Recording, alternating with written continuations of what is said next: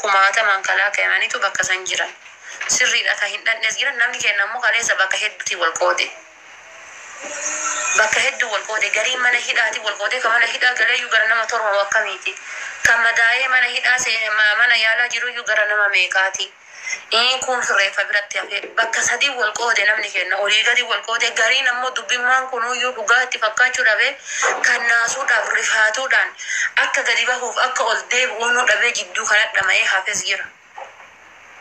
Waa hedduu ta'e bar namni lafa halkanii qabonni kun uumame galteen kun wannoodha arabni wal keessa fiitti namni akkuma gadi bahee bakka baasaa dhaquunuu kadhabee ka sodaatee hafee jira. Amma sa'aati san mubaarak mana isaa jala gabbayee wanna dheetiin akka ijoolleen biroollee akkasitti iyyafataa warri safara san irraa fagoo jiran deeman malee namni gaduma bahee akka bakka baasaa dhaquuyyuu ka sodaate. Maaliif osoo abbaan fedhe diree deemeeti homaan godhanii jechuudha reefuma jala dhaqanii kaasan.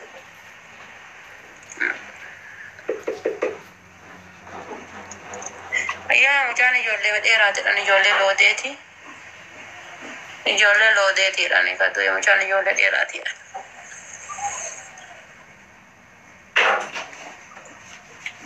Ijoollee dheeraatidha wallahi.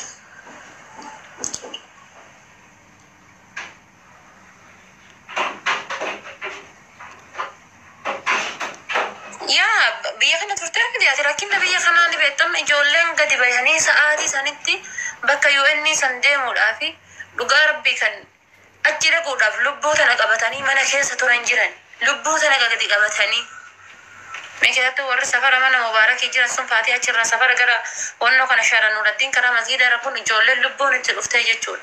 Lubbuun itti dhuftee ni beektan sareen bakka itti si ataqqaatu barbaaddi uummanni biyya kanaa gara bakka itti si wanna jechuu barbaaddi.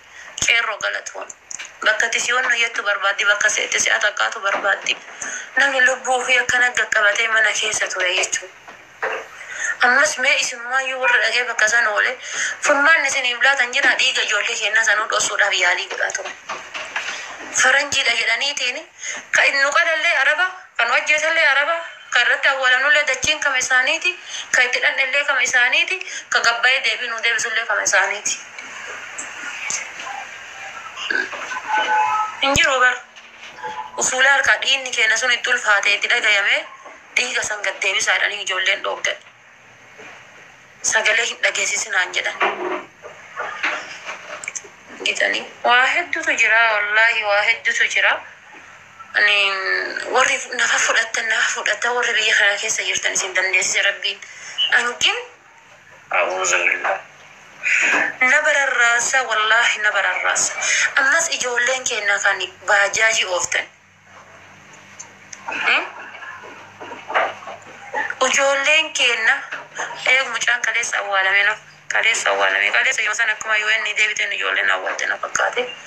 Ammas ijoolleen keenya kan baajaajii ooftan. Rabbuma keessani jedhaan lubbuu keessan israafan godhina.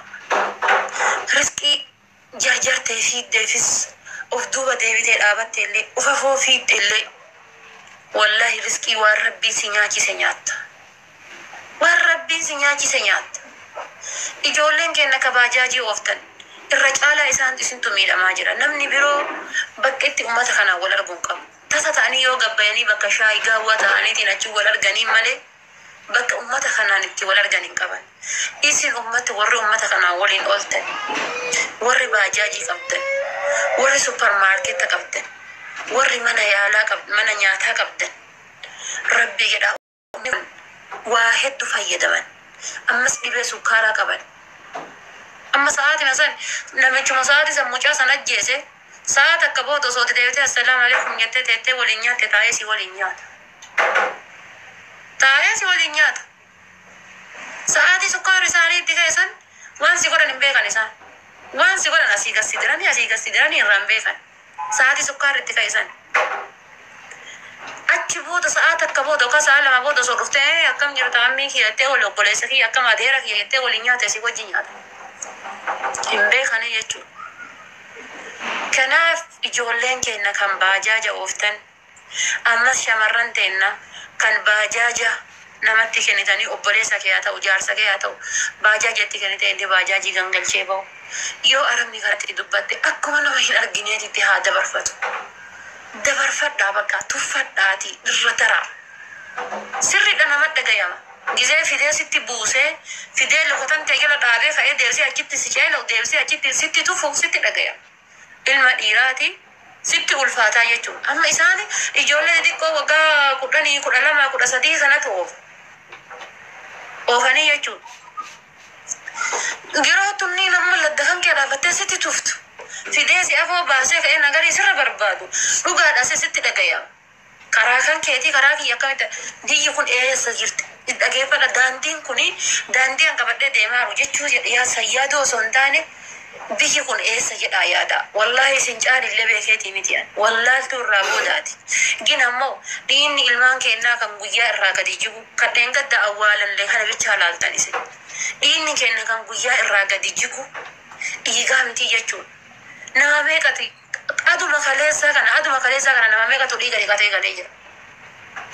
Nama meeqatu biinqamee galeera. Nama meeqatu tumamee hudhamee boccuramee galee jira. Aduma kaleessaa kana jechuudha.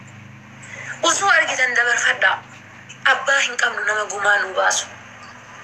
Nama nuu dubbatu hin qabnu. Mootummaa hin qabnu. Wanni isin guddaan ofirraa beekuu qabdan.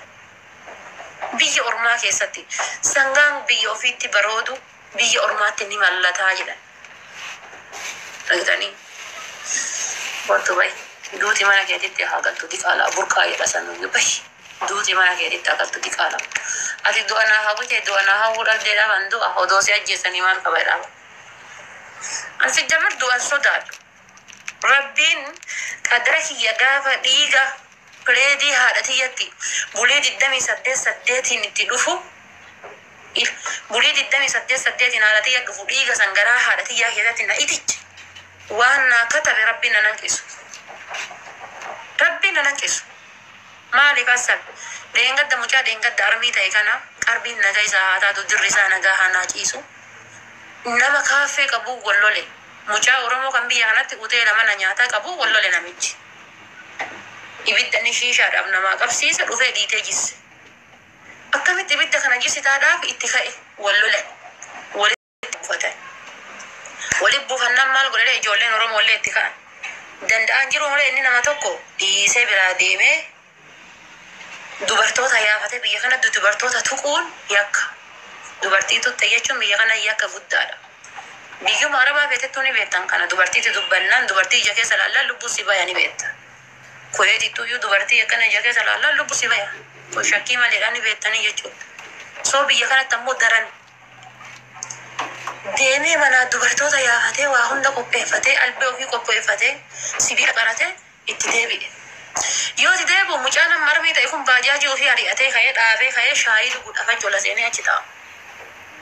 Inni itti ka'ee dubartoonni illee dhaabatanii namoonni biroo illee gara nama 3 kan inni dubartoota waliin fidanii dhaabatanii inni itti ka'ee kootu akka duratti lakkaate san akka jedhe amma inni maal godhe achi araara qabuudhaaf jidduu seene. Araara qabuuf jidduu seenan dubartoonni kun dhufanii itti gajjisan. Dubartoota tanniin ofirraa darbe garanaa garanatti ofirraa dha'e dubartoota. Akkamitti dubartoota dhooftaaf sibiila kaaniif gara suuqatee dhufe isatti naqee jechuudha. Dubartoota sana akkam ofirraa darbita. Karaa dubartoota nagarii fuudhee fide inni mana. Achi wayii hin jirtu nagariif dubartoota mana dhaqee mana fuudhee dhufe. Dhagitanii achi hin jirtu dubartoonni. Wanni dubartii tana mana dhaqee manaa fideef qaraayyus sababa maalirratti dhiiga jaraa dhugaa barbaada inni. Dhagitanii wanni isin beekuu qabdan guddaan namni